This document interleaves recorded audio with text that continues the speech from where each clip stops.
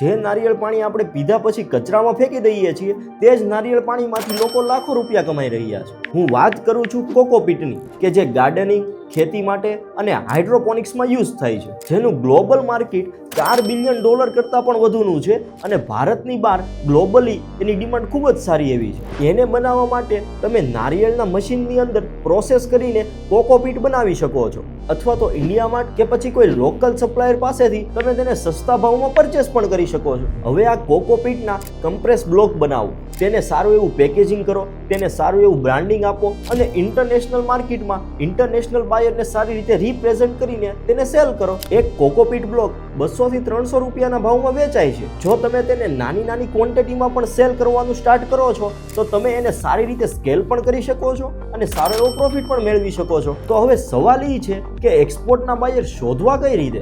તો આના માટે મેં એક PDF બનાવી છે અને એ વસ્તુઓને જાણવા માટે તમે મને ફોલો કરીને કોમેન્ટ કરો યસ, એટલે હું તમને આ એક્સપોર્ટની PDF તમારા DM ની અંદર મોકલી આપીશ।